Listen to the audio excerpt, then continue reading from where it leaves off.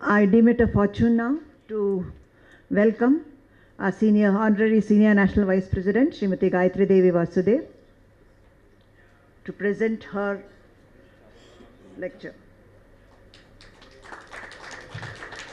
She will be speaking on Are Yogas Gender Specific? Yoga can be interpreted in different senses. Yogaha samatvam uchyate. You have your Patanjali yoga. But yoga in astrology, of course, yogas are one of the most sought elements when it comes to prediction. We are all aware of the positive yogas and negative yogas. An added aspect now is going to be dealt with by Madam. Is it gender specific? Welcome you, Madam.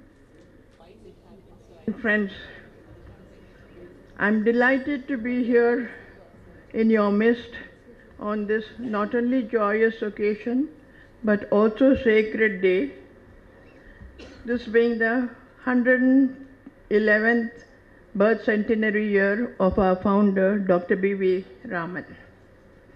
It was Dr. Raman's vision to establish Jyotisha as an academic subject, shorn of the tag of superstition that had unfairly come to be attached to it. After Dr. Raman's demise in 1998, Justice Kapoor kept the flag of ICAS flying high for a decade or so. Today, we miss his gentle presence, as also of his charming wife, Srimati Manju Kapoor, both of whom would grace all our national meets. After Justice Kapoor, we have with us Professor Shukla, whom I am very proud to announce, and I'm sure all of you will agree with me, is truly the intellectual Jyotisha legatee of Dr. B.V. Raman, inspiring us with his dynamism in pursuing our founder's vision. He has kept the ICAS flag flying even higher. A scholar of no mean attainments, he has, with his administrative skills, succeeded in keeping the ICAS flock together, which is a very difficult task considering the fact how the human egos can create problems. Though my topic is of a technical nature, I would like to initially touch upon a few general issues pertaining to Jyotisha and then take up my topic, Are Yogas Gender Specific?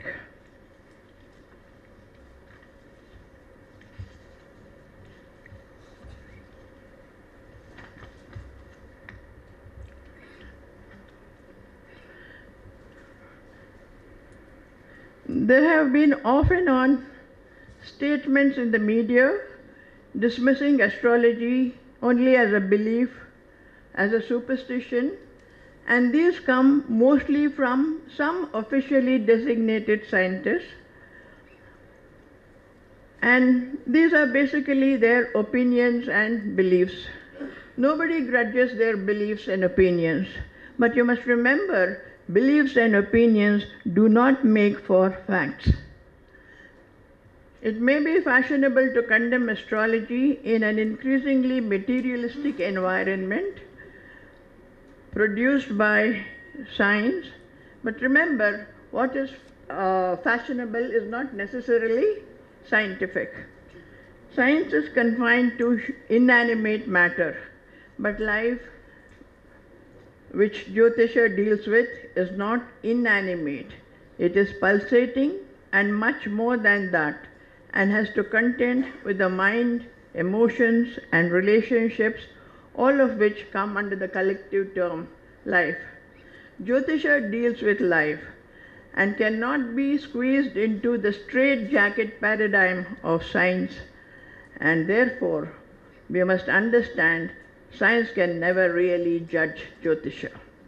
Contemporary science ignores consciousness, which is another name for the essence of human life, and which embraces time, past, present, and future, and which only Jyotisha can successfully unravel. That is why science cannot understand Jyotisha, which sees a level of existence beyond the ken of the scientist, beyond the scope of the tools of the scientist. Now, what are these tools or instruments of scientists? They are the five sense organs, indriyas, and the intellect or buddhi. Chit or consciousness is beyond the scope of science, and this is where Jyotisha scores over science. Now, science must widen its horizons if it has to understand Jyotisha. If the scientist cannot comprehend Jyotisha within his framework, we should feel sorry for him and the glaring limitations of his paradigm. I would like to touch upon a few misconceptions relating to Jyotisha. There is a feeling of a general nature that Jyotisha originated with Vedanga Jyotisha. Secondly, there is a view that the predictive part of Jyotisha, also known as Phalabhaga, is a relatively recent development. I would like to review both these views, coming not from Jyotisha experts, but from its critics who remain blissfully ignorant of even its basics, but have the arrogance to condemn it from a point of total ignorance. We all know Jyotisha comprises of three branches: Siddhanta Samhita Hora Rupam Skandatrayatmakam Vedasya Nirmalam Chakshuhu Jyotish Shastram Anuttamam. Jyotisha comprises of three skandhas or branches: Siddhanta, that is Ganita or mathematics, and Gola or spherical astronomy, and it deals with astronomical phenomena. Samhita is that branch which deals with the connection between planetary movements and terrestrial affairs, but comprising either large groups of people or large geographical areas or collective destinies. The last branch is Hora, which deals with planetary movements and their connection with individual lives, and is further subdivided into Jataka based on birth time, Prashna based on question time, and lastly Muhurta, where a point of time based on planetary parameters is elected as good or bad. In ancient times, a study of the Vedangas was deemed necessary before taking up the study of the Vedas, which lead one to moksha. The Vedangas, as we all know, are 6 in number, of which Vedanga Jyotisha deals with the astronomical phenomena and terrestrial affairs. The other Vedangas, Kalpa, treats of the procedures to be followed in sacrificial rituals. Nirukta deals with the special intonation and meaning of the Vedas. Siksha treats of the phonetics of the Vedas. Vyakarana covers the grammatical intricacies in the Vedas, and Chandas is all about meter or style of presentation. Now, when we talk of Jyotisha as Vedanga Jyotisha, it certainly does not mean that Jyotisha originated from Vedanga Jyotisha, as it is often wrongly believed. A careful study of the Vedanga Jyotisha text, there are 3 of them. One is Rigveda Jyotisha with 36 slokas of Lagada Mahamuni. Then there is Yajur Vedanga Jyotisha of Somakara with 43 slokas, and the Atharva Vedanga Jyotisha of 162 slokas. All of these can be combined into a single text of 49 slokas. They show the rules of Jyotisha, Vedanga Jyotisha, as being confined and related only to Muhurta.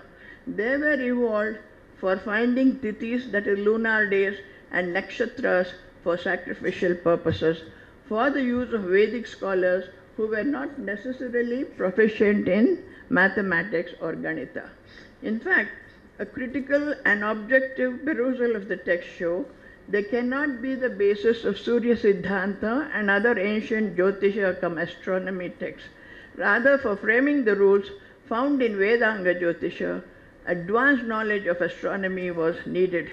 Therefore, experts in Siddhanta, that is the calculational part, of Jyotisha, had culled relevant rules from extant works on Jyotisha and put them together as a handy manual for use by non-mathematical Karmakanda Vedic scholars for sacrificial purposes. Now, of all the 6 Vedangas, only Jyotisha is referred to as Vedanga Jyotisha. We never speak of, Vedanga Kalpa, Vedanga Shiksha, Vedanga Chandas, etc. This should make us think.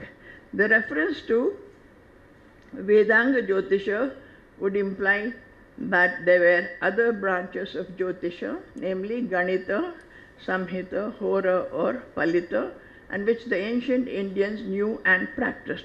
But they called Muhurta Shastra with particular reference to Karmakanda requirements alone as Vedanga Jyotisha. And Muhurta Shastra, we know, is only a subdivision of the Hora branch of Jyotisha.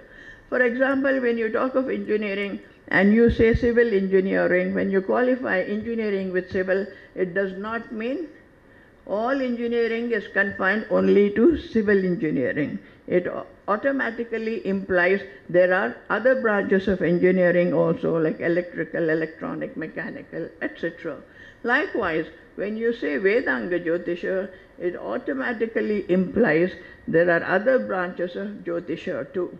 Vedanga Jyotisha being only a small part of Palita Jyotisha and confined to muhurtas for sacrificial rituals as needed by Karmakanda practitioners. Now, astrology has always been an integral part of ancient Indian social life since thousands of years. Our society, in fact, may be said to be an astrological society. All our fasts, feasts, festivals and activities are regulated by astrological factors. What are tithis and nakshatras on which all observances are based but astrological factors or basically applied astronomy? For example, what is Ram Navami? It is the 9th lunar day or tithi in Chaitra Masa. And what does that show? That it was the 9th lunar day when the sun-moon conjunction occurred in Pisces. And the tithi shown is the distance between the sun and the moon in multiples of 12 degrees. Now here when we talk of Ram Navami and the Lord Rama's birth chart, there is, a doubt expressed by many. According to Valmiki Ramayana, the birth of Sri Rama is described in the following sloka. Tataschit dvadasha mase chaitre navamike tito nakshatre diti daivatye socha samsteshu panchasu graheshu karkata lagne vagpatan vinduna saha prodhyamane jagannatham sarvaloka namaskrutam kausalya janayadramam sarvalakshana samyutam पुष्ये जातस्य भरतौ मीनलग्ने प्रसन्नदीहि सर्पे जातौ tu saumitri kuler abhyudite. So here what Valmiki is saying, Lord Rama was born in Punarvasu Nakshatra when the moon and Jupiter were in Karkataka, and it was the 9th lunar day. The objection to this is that the Navami or the 9th lunar day cannot coincide with Punarvasu Nakshatra if the sun is exalted in Aries. But what we must remember is, when there are such large periods of time involved, we should understand we cannot rule out the possibility of major astronomical changes. Kala Bedat Vrutta Bedaha. Due to effects of time, orbital changes take place. Vrutta Bedat Gatir Bedaha. Because of orbital changes, velocities also change. So when velocities change, the occurrence of Navami plus Punarvasu together is not an impossibility. No, astrology, though one of the oldest sciences known to mankind, has been able to keep pace with changes in society. Many of the situations we see today were quite unknown when astrology rules were first enunciated, and even as late as in the early half of the 20th century. For example, setting fire to an enemy's property, whether fields, house, godowns, It was a common form of attacking an enemy and destroying him or taking revenge on him in olden days. There are combinations for such attacks in classical works. For example, in Jataka Tattva, there is a combination which says, if Mars be in the second house, there will be loss of money through fire and thieves. Now, we can adapt the same combination to present times and say fire can include bomb explosions, it can also show acid attacks. Thieves can include terrorists, militants, sea robbers. Likewise, there is another sloka in Jataka Tattva F112, that is, if the fourth lord occupies his depression, inimical sign, or be eclipsed, or be between malefics, or be aspected by a malefic, the native's lands will be destroyed. If such a combination today is present in a horoscope, and most importantly, the Dasha and Bhukti are also supportive of such a combination, then one needs to be geared for damage to one's house from antisocial and such other elements, or demolition for road widening in cities, or loss of property through politicians denotifying and such other measures, or even through destructive rains and landslides, as we have been seeing in the past few months in parts of Karnataka and especially, of course, in Bangalore. Here I would like to digress for a second. Bangalore has been having terrible rains, but it has been confined only to East Bangalore. Very destructive rains. All the high-rise, expensive villas and all are now flooded. You know, there was a statement in Indian Express, I think it was yesterday, where an Indian Institute of Science professor, he gave the reason for these destructive rains, and it comes from a top scientific man. He said, these rains in Bangalore are due to global warming. Why is global warming so discriminatory? Only in East Bangalore it's working. It's not working in the rest of the country or the rest of the world with such rains.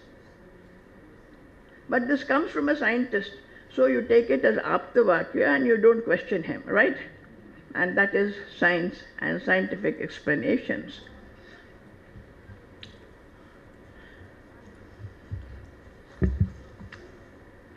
On this occasion, I would like to share a few words on our founder, Dr. Raman, and his work. But before that, I would like to differ with Mr. Hitesh Sharma about all of us being maternal grandchildren of Dr. B.V. Raman.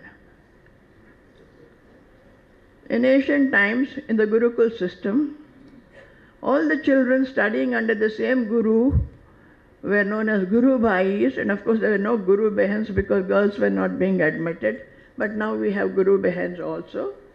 So, Mr. Hitesh Sharma, we are all Guru Bhais, and our Gurus are not only the 18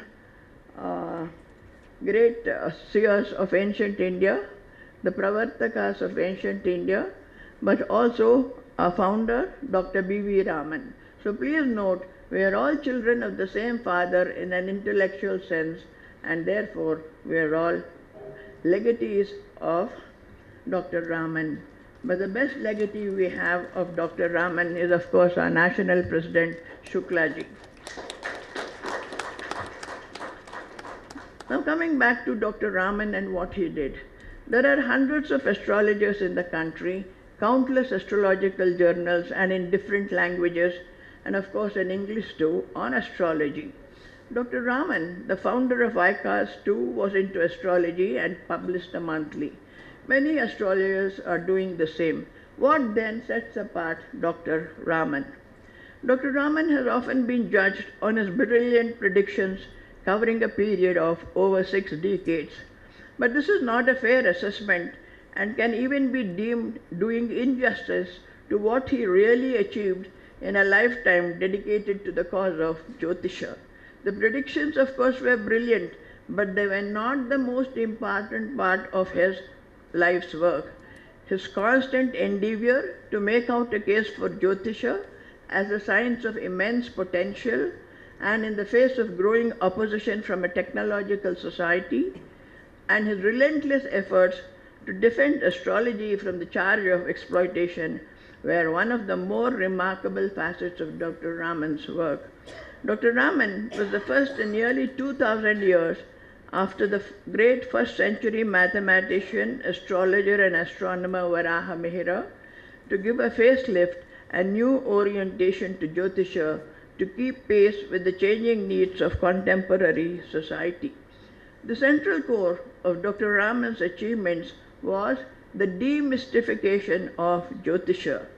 And if today we have such a large gathering of learned teachers and students of Jyotisha engaged in the sharing of knowledge of Jyotisha, I may not be wrong in attributing this trend to our founder, Dr. Raman. Dr. Raman's demystification of Jyotisha began with a showing in a bold and hitherto untread manner and with great clarity and incisiveness its methodology, techniques of data prediction, and models of prediction. And in doing so, he placed astrology through his writings in English on a scientific pedestal on which it was originally conceived and formulated by the great rishis of India. Until then, astrology was treated as a mixture of black magic and tantric practices, which made it look like an antiquated system of divination. If today Dr. Raman's name is synonymous with Jyotisha, it is because of his unique role in reviving and resurrecting the ancient science both in India and abroad. It was only after Dr. Raman came on the scene that the science of Jyotisha began to develop and grow in tune with contemporary social needs, with the adapting of ancient principles to present-day requirements. Now, many astrology scholars today are working privately and have gained new insights in the subject. The only difference between research in other sciences and astrology is that the other sciences have government-funded backing, laboratory and other facilities, and every other kind of support which astrology does not have. Just for a moment, imagine if these sciences were not in the universities, where would all the research activity of individual scientists go? It would die with the scientist or remain confined to his students. The same applies to astrology. Introduce astrology into universities, train students in it, and those interested will definitely pursue research in it, which can be coordinated by a central body and findings published and passed on to posterity. Or look at it this way, introduce astrology into the universities, no one is interested, and the department closes, it dies a natural death. Why then is this unholy resistance to bringing Jyotisha into the mainstream educational curriculum? Unfortunately, the answer to this painful question comes from the great Niruptakara Yaska when he says, Nityam hi avignatur vignane asuye, or eternal is the scorn of the ignorant for knowledge. Luckily, today we have the Indian Council of Astrological Sciences, headed by our dynamic intellectual President Shuklaji, doing what the universities have not been able to do. The pace at which ICAS is producing crops of highly qualified astrologers is practically unbelievable and merits statutory recognition and status. I congratulate the entire team of ICAS, starting with our scholarly President Shuklaji, our COE Dr. Anjaneyulu, the several senior vice presidents, and then the vice presidents, chairpersons of chapters, faculty members, and all of them for doing selfless service to the cause of Jyotisha to fulfill our founder's vision for this ancient science.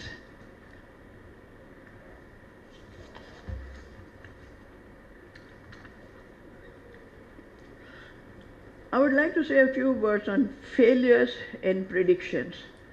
This is an important part of any attack against Jyotisha, but it smacks of a chronic and congenital tendency to conveniently overlook hundreds of correct predictions but highlight failed ones, using them to condemn Jyotisha.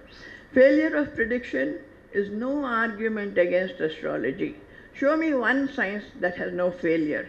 Every science has its quota of failures, but here all the failures are swept under the carpet and only the rare correct one highlighted. Failure or success of a prediction has nothing to do with the subject being science. Now just think for yourselves. Do all those people admitted in hospitals come out normal and bouncing back in good health? Rarely, but mostly their state is often worse than before, both physically and financially. Does that prove medicine is no science? Just because a patient dies on the operating table or after surgery, which is a failure of medical science, do you condemn medical science as superstition? Just because a top-class lawyer loses his case in the Supreme Court, do you condemn jurisprudence as superstition? Just because bridges and buildings built by engineers collapse, does engineering cease to be a science?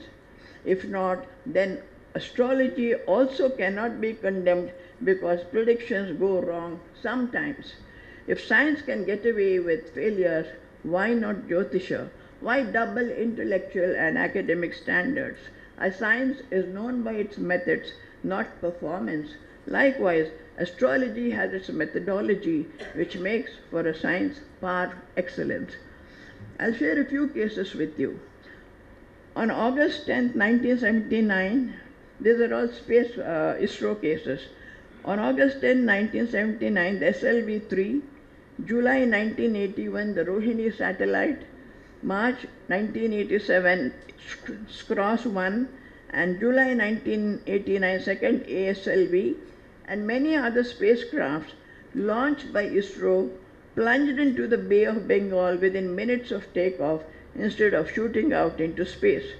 Would anyone dismiss space science as non? More recently, we had the ISRO's new small satellite launch vehicle launched on Sunday, August 7th from Sriharikota, which took off on time, but sadly, for whatever reason which the space scientists may give, plunged into the ocean.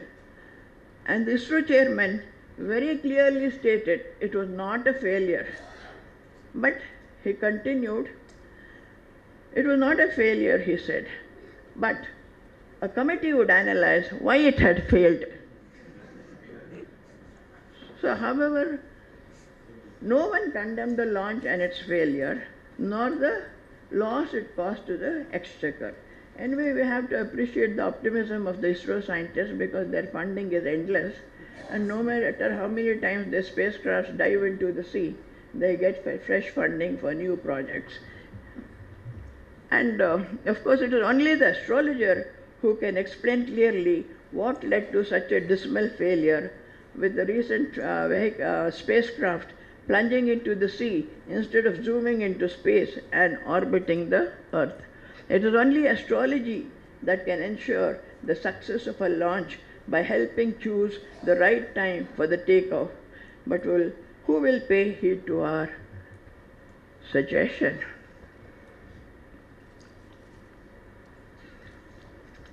So at this juncture, I can only recall what Veda Vyasa said after completing the Mahabharata.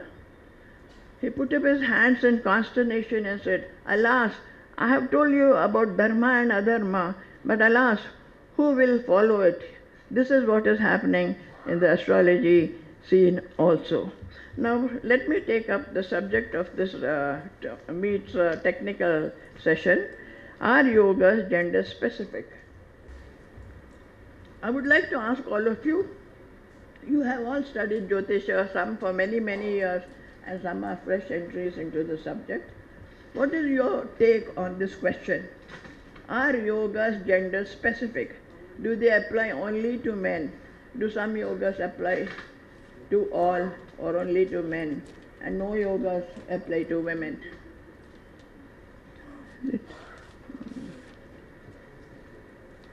I want some of you to answer this question. Pardon? It applies to all both the genders. Yeah. In fact, all the genders, in a view, I would even say women apply to plants and other living beings on the earth as well.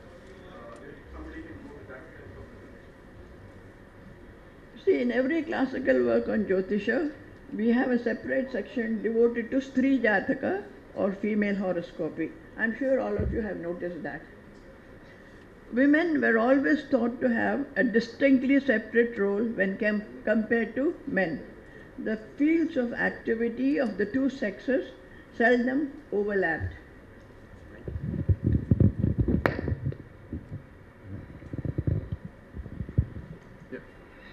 Man was usually the breadwinner. He worked at home and outside, and the woman's world was basically confined to home.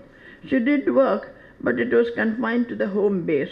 Whether the work involved was physical, like cooking, bearing and rearing children, cleaning and other household chores, or intellectual or rather mental, like teaching the children their lessons or the 3 hours, was not important. In fact, in the economically poor sections, the areas of work of the two sexes, men and women, many times overlapped, with the women also working in the fields along with their men. But frankly speaking, there was no exploitation of one sex by the other as it is being commonly made out now, referring to ancient times. There were some cases, as we even have now, but there were rare exceptions and a few and far in between. Woman was primarily the shock absorber of the family, based at home, and whether it was recognized or not, her qualities of endurance and tolerance gave a solid and sound foundation to the fundamental unit of society, family. That is why it is said, Grihani Griham Uchyate. But no one ever said Grihastha Griham Uchyate. Right? So, talking about yogas, do they apply equally to women or are they confined only to men? And if so, why is there a separate chapter called Stri Jataka in almost all classical works?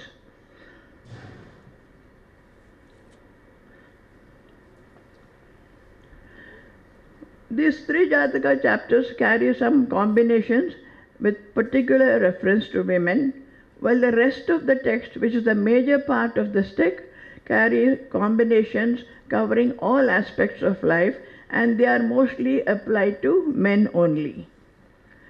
But if you carefully study these these ancient texts, you will find they do not explicitly exclude women from the yogas. They do not imply that yogas do not apply to women. In other words, we must conclude these yogas apply to both men and women equally.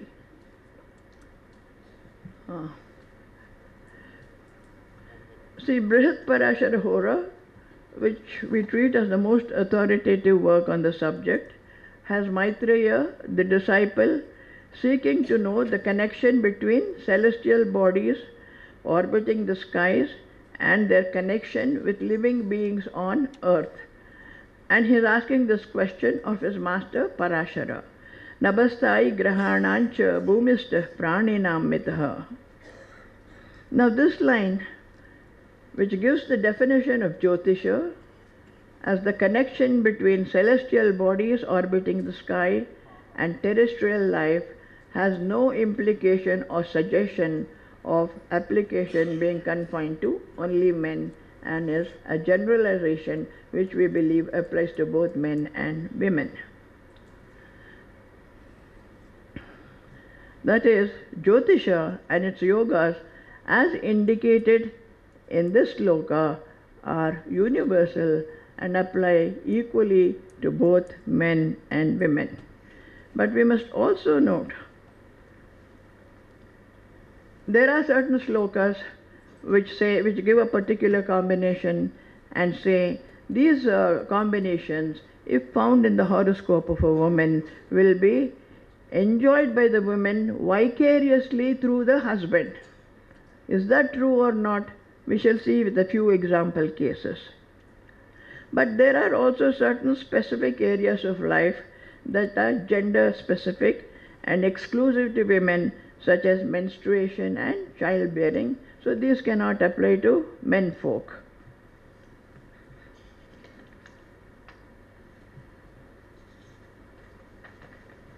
There are certain yogas in Sri Jataka which are defined as Vishakanya yogas. And these Vishakanya yogas occur based on a combination of Tithi or lunar day, Nakshatra and weekday. And in a broad sense, the result is when a Vishakanya is born, it shows a life of utter failure and frustration and misery. But I have found these Vishakanya yogas, they can be applied equally to male charts. So I have stopped calling them Vishakanya yogas, but call them only as Vishayogas. And when a male is born under these Vishayoga combinations, then also his life would be one of misery, frustration and failure. But when you judge these Vishakanya yogas or Vishayogas, as I would like to call them, you must remember these yogas must be interpreted against the background of the entire chart, of the planetary positions in it, and the running dasha, bhukti and gochara factors. You cannot apply them ad verbatim only on the basis of the tithi, nakshatra and vara.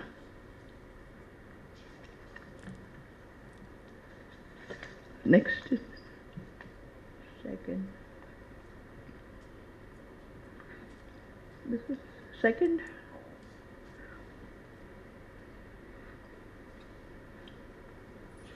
We should remember all the yogas, good and bad, Raja yogas, Dana yogas, Visha yogas, even if given in Sri Jataka, apply equally to men except the biological.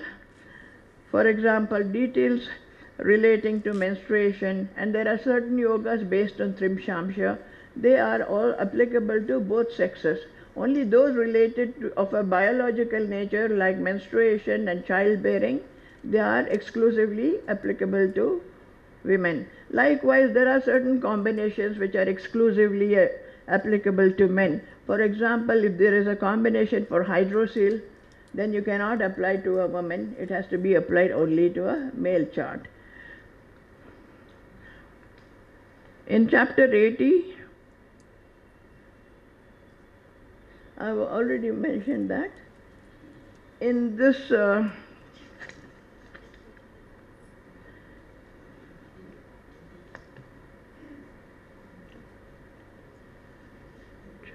2.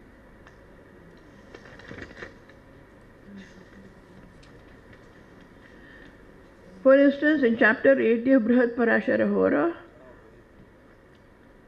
Maitreya starts with the question, Shrutam Bhagavata Proktam Pumsam Jata Karma Palam Narina Matam Katham Vedyametad Bruvihime. He says, Master, I have listened to the horoscopic results for men. Please explain to me how the horoscopic effects can be understood for women. I think it's slide 2.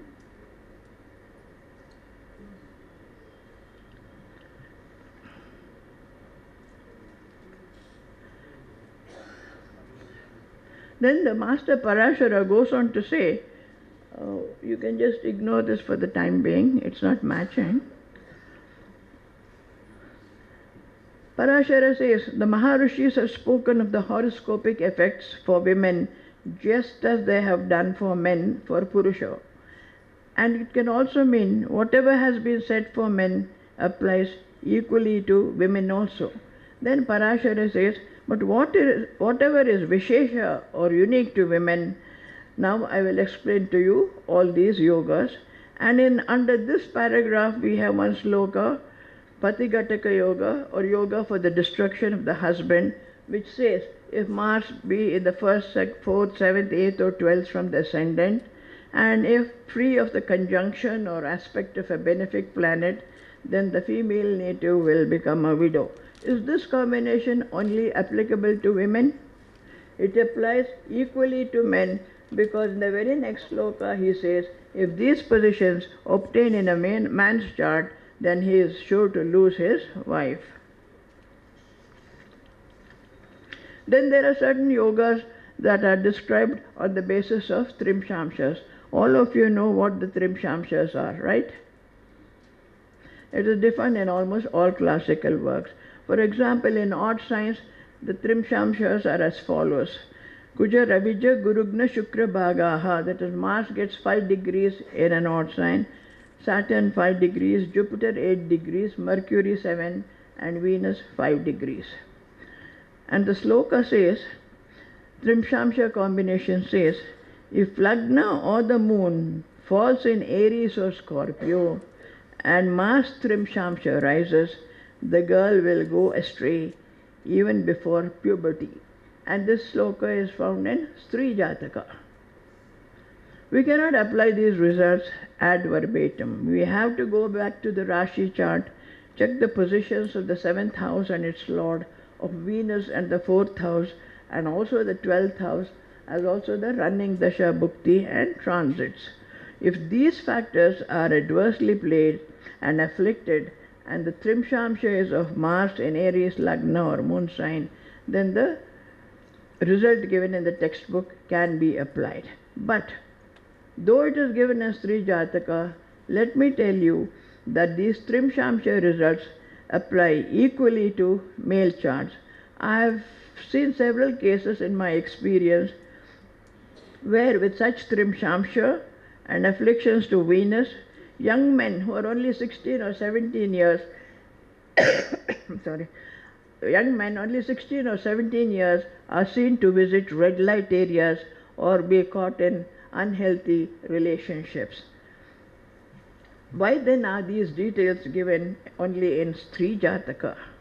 We must remember, since the woman after marriage would be brought into the husband's household, this precaution was mentioned. At the same time, we must also remember all the classical works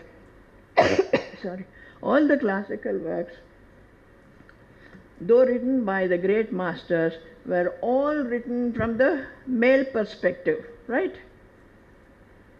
So whatever yogas you have in Sri Jataka or in the rest of the text, all of them apply to women and men equally, except those of a physiological or biological nature. Next. This I have already told you.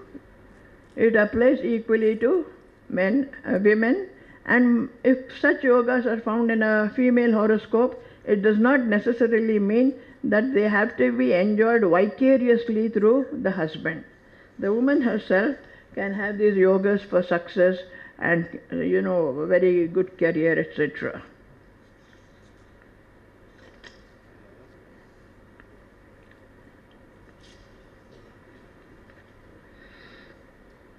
Next. See, in Sri Jataka again you get these details. If a planet is in the 7th bhava, from the moon be auspicious, the yoga will secure to her, which means female, sovereign authority, etc., etc. Likewise, there is another combination which relates to the moon in Cancer, identical with the ascendant. And when all the benefics, Venus, Jupiter, Mercury and moon are powerful, the female born will be highly learned in many sciences and arts and will be famous for her spiritual powers. The text actually says, such a female will be Nana Shastra, Kala Rasagna Chatura Vikyati Tejaswini. So, combinations for success apply equally to women. But since all these texts were dealt with by men, it was sort of assumed they would apply only to women, and since women had a lesser role in social life other than taking care of the home, just imagine your great grandmother or even her grandmother. During those days, they had no gas stoves, no mixies, no washing machines, and all the manual work had to be done by the female of the household. Naturally, and then they would have 6 or 7 or 8 children born, with 2 or 3 pregnancies aborted, and all the children would be separated by 1 or 1.5 years, and having to take care of all that. Where would you have any time or energy for a career or anything like that? So some of these conditions are related to existing social conditions of those days. But with the social conditions changing, the horoscopic details can also be suitably adapted. We'll take up the charts next. In chart 1, which is of a medical doctor, you find it has a strong 10th house. Lagna is Cancer with its ruler in the 10th house, well placed. 10th Lord is in the 11th with 9th Lord Jupiter and also Saturn. And overall you can say the Lagna is quite strong. And with the moon in the 10th house as Lagna Lord, she is bound to have a career. And she was a medical doctor, 1942, now she is retired. Of course, she is a medical doctor with a very good medical practice. And in this case, the lady, the native herself, enjoyed the yoga of a career, not through the agency of her husband. In chart 2, which is also of a lady medical officer, chart 2. Here also Aries rises with its ruler Mars in the 5th, which is a trikona or a trine. The moon occupies a kendra and in his own sign is Vargottama. Here you find the 10th Lord is quite strong in the 9th house, which by itself is a strong sign, Sagittarius. And the 10th house is aspected by as many as 4 planets, Jupiter, Moon, Sun and Mercury. The yogas in this case worked for the female herself, not for her husband.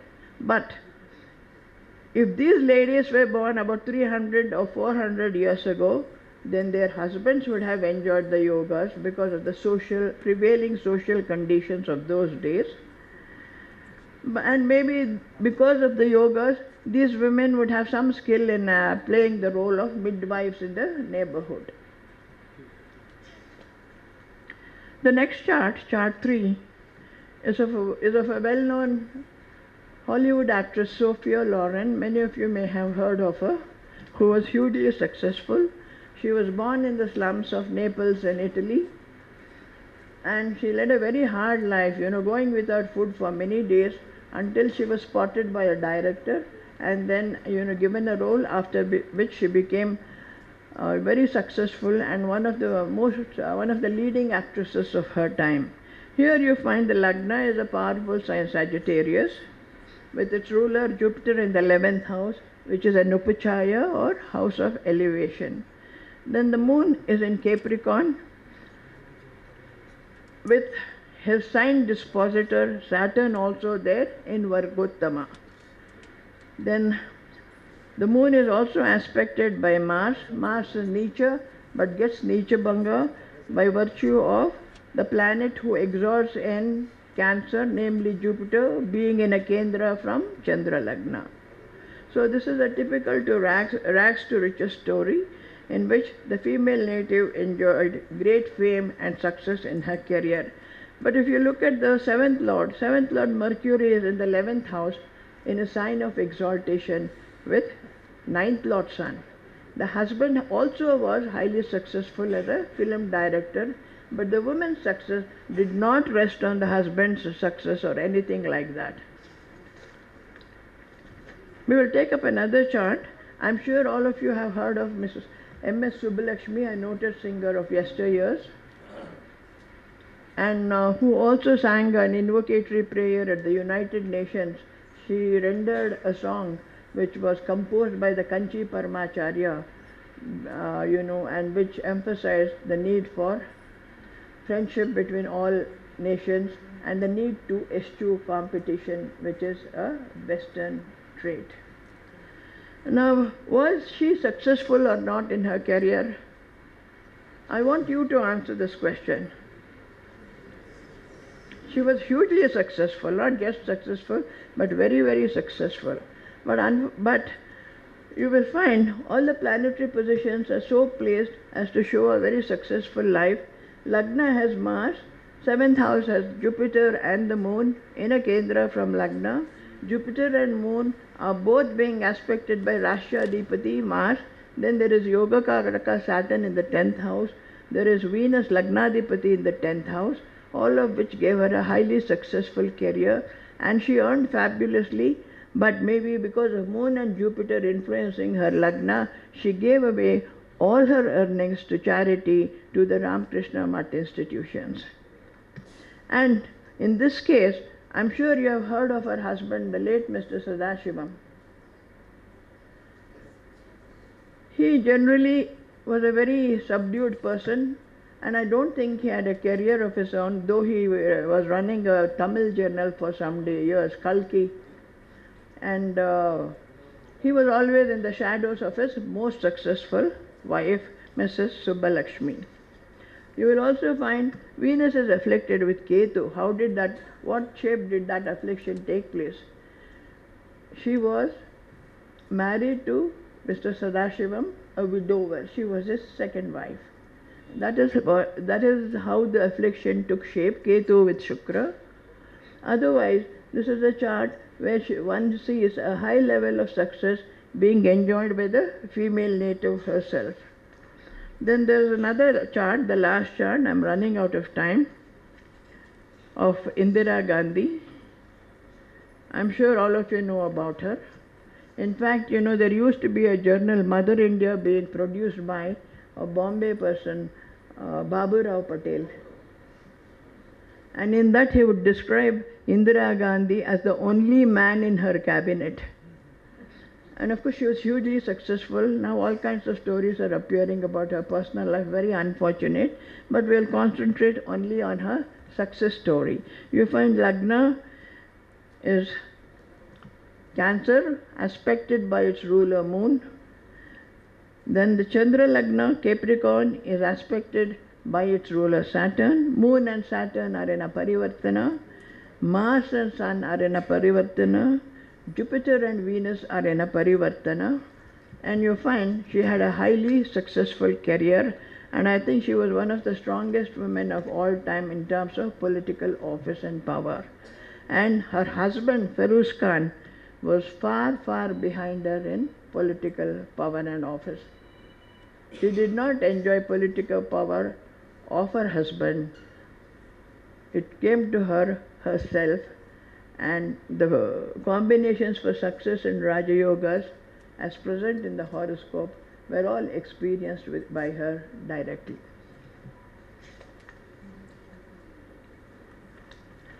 So with these few examples, let me emphasize all the combinations in classical works apply equally to women, except those of a physiological and biological nature.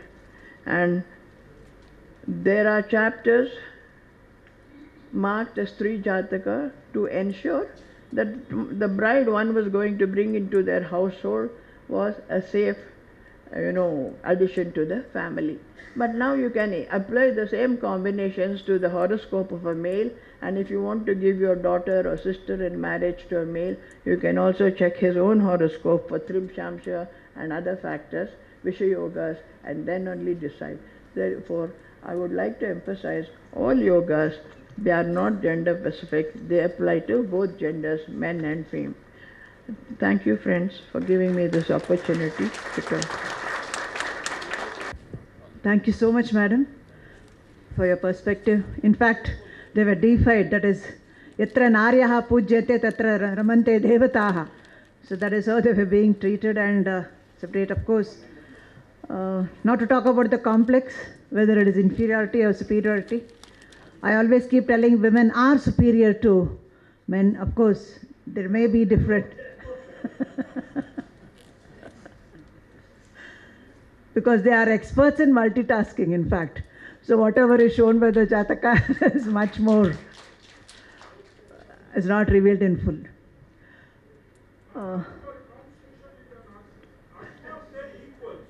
Okay. Yes, a constitution, but practically. Practically, sir. In Tamil we have a saying, Unnadamayakam, Undamayakam. So I'm sure all of you will be hungry now. Of course, we had a very interesting lecture by Madam. As I said, it's a different perspective. Shuklaji also dealt with a different perspective, and Madam also did that. So we have all had a wonderful enlightenment. I now request Sheshadri to give you certain instructions for your lunch, which is most important.